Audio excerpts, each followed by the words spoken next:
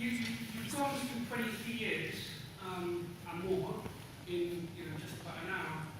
Is there any people here who would like to sort of get more detail behind any particular part or parts of the Prophet upon him in his life? How would you advise to go about this? I think it depends on what your approach to learning is. Different people have different approaches. Some people like reading. Some people like talking to people. Some people like watching films or video type of scenario. Whatever field you're interested in, if you're interested in reading books, there are many books available on his life. There are many books available by Muslim scholars, many on his life you can get. Inshallah ta'ala, do buy them and read them. I particularly recommend it to the Muslims in particular to read about his life also, because we make assumption that we know, but it's important to read the seerah of the Prophet sallallahu alaihi wasallam. My recommendation is always, I say the same thing. Don't read one book, read as many as you can. Okay, I made an attempt in my very early years. Every book that came out, I read it. Because I used to like reading books. I'm getting old now, so I'm not into reading as much. But every biography that came, I could get my hand on in English, I read it. Then obviously audio is available, videos available, lectures available. You can talk to Muslims in general, and inshallah you can find out. There is a point of caution also, that one of the Christian professors, Pastor Edward Said, he said that in Europe 50,000 books were written between the year of 1890 until 1560 to distort the image of Muhammad in the eyes of the Westerners. So to try to get to the original sources, the books are available widely. Okay, please read them. And if anybody says anything to you, ask them, what is your evidence for this statement? Because everything has to be as Muslims. Even I cannot say a statement without somebody asking me, what is your evidence, and I have to go back and get it. So we have to speak on facts and truth. So if you go and study, inshallah ta'ala, you will find this. I have given only an overview, because it is not possible to do justice. I've only given an overview, and I do encourage anybody who wishes to study further, please go ahead and do so, inshallah ta'ala. Next. Just call your question, inshallah, don't worry, I can hear. Okay, sorry. My question is, it's often claimed that women have little rights before Islam, but you see the example of Khadija. She was a very successful businesswoman. So this shows that they did have some rights. Could you expand on that? I did say in my speech, if you recall, apart from a few noble family, she belonged to a noble family. She was one of the leaders in the Quraysh. So those who were already in that tribal leader family, they were safe. They involved themselves in all sorts of activities and they were free. But as far as the lower down from the top, then there was problem. For example, people talk a great deal about Roman democracy. But if you study it, very few people actually had democracy. It was only the citizens. And citizens were very few in number. So this is the first thing I would say. In terms of rights, the rights we are talking about in terms of what Islam gave to what they were before, yes, there have been significant changes to what was before, to what came afterwards. But those who belong to the noble families, they had, yes, it is true. And I did mention that apart from a few noble members, the rest were in difficulty. Go ahead. Go ahead. Something else I heard is that women were given the right to vote, but I don't understand because voting is generally a democratic process. Given the right to vote where? No, it's clear that women were given the right to vote under Islam, and I've heard that many times. But voting is a democratic process, and Islam isn't really democracy, is it? Well, depends on the country. So what type of voting was it? Let me answer your question in stages. What is democracy? If the democracy means the right of the people to elect the leadership, that is permissible.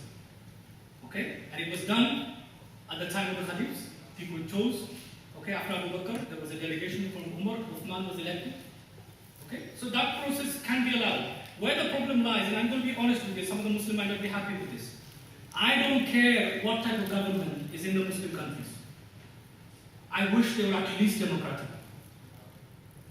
Because here, you see Tony Blair comes, then we have Gordon Brown. We're not happy with him, we change him. Right? If he's not doing a good job. Mr. Cameron is here, he may be here for longer, he may go. But in Muslim countries, majority of the people are enslaved under the most autocratic, most evil governments. And if they choose to follow through and elect, it is far better than any other system they currently have. And I would vote and support that. Because what the Muslims are living under today is a complete and utter disregard for the very basic and essence of the Islamic system. Even if the king or the ruler, even if the big sheikh comes up and gives a fatwa, it is completely haram. It is not permissible in that kind of system that they have.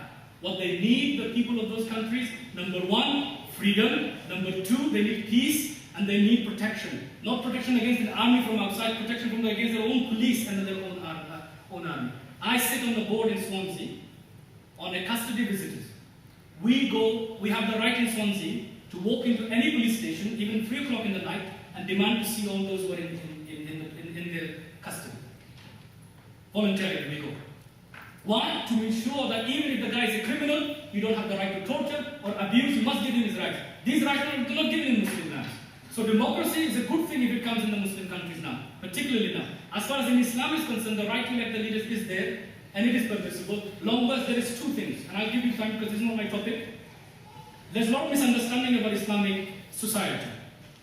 What is the quickest way for me to explain what is Islamic society? You take the American Constitution, none of us probably read it, but we know about it, and you add 2 sentences to it and it will become Islamic. 2 sentences. Number 1, sovereignty belongs to God. Vicegerency to man. Number 2, no law can be passed which is repugnant to the Quran and Sunnah. Everything else is fully acceptable in that constitution. Everything else. Rights of the individual, rights of the people, rights for children to walk free in the streets. This is the basic foundation of rights. So, I would be very careful on these statements. And particularly in Muslim countries, we have scholars. I respect Muslim scholars, but some of them are nothing more than paid agents of the government. If the government isn't democratic, he will say democracy is haram. Because a check will not come. When he goes on, the check will not be there. Or the banker's draft will not be there. So he has to say it. We have to start thinking. Human beings have the right to live in peace. The first foundation right. So be careful when you say, I heard from this, I heard from that. First thing for people is to get their rights. And we support that inshallah. Any questions on the topic itself? I'm more than happy to divert, but any other topics itself on the question? Yes? I noticed that you said that Jesus Christ pointed to Muhammad at the start in that timeline thing. I was just wondering how, because the teachings are so different, how you count that, seeing like the New Testament and the Bible was written a long time before Muhammad came. How do you count the differences and which one's right? Inshallah, if I have another opportunity to talk about Jesus in Islam, I'll come and talk to you. But in short, there is not a single dot of difference between the teaching of Muhammad and Jesus. First point. On what? Religion is basically based on 2 fundamental things. One is the metaphysical realities of this universe. Is there a God? Is there life after death? What happens when I die? Is there existence of mind before I came to this world? What is the nature of the Creator? Why have I been sent into this world? These are called metaphysical questions that people ask, studied part of philosophy. The teachings of Moses and Muhammad and Jesus, there is not a one single dot of difference between those teachings. Absolutely none. Where the differences come, I'll finish and then you can come back to the question. Where the differences come in the Sharia, in the way they conducted their lives. For example, for the previous prophets, it was allowed for them to drink alcohol in the previous ummah. It is forbidden for us. The modes of prayer has changed. Modes of fasting has changed. Right? And I would argue with you that I'm a very, very good Christian if it comes to following Jesus. Number 1, Jesus was circumcised. So is every single Muslim. Man. Would you agree? Jesus never ate pork. I have never ate pork in my entire life. Jesus, when he prayed, he put his head down on the floor and he prayed in the Garden of Gethsemane. This is exactly how I pray 5 times a day.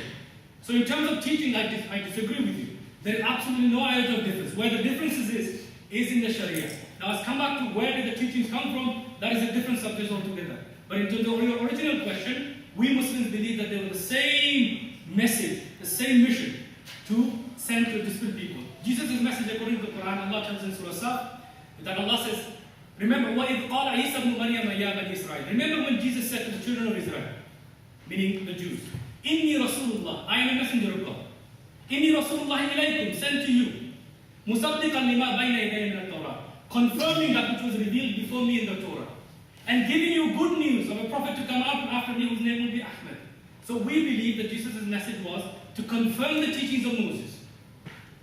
Okay? To confirm the teachings of Moses and to take the people back away from the 10 changes they had made to the teachings of Moses. And to confirm the coming of the last prophet. This is our belief. Please go ahead, you have another question. It's just to clarify really. I don't think that the message is the same. Jesus claimed to be the only way, the only truth. Yes.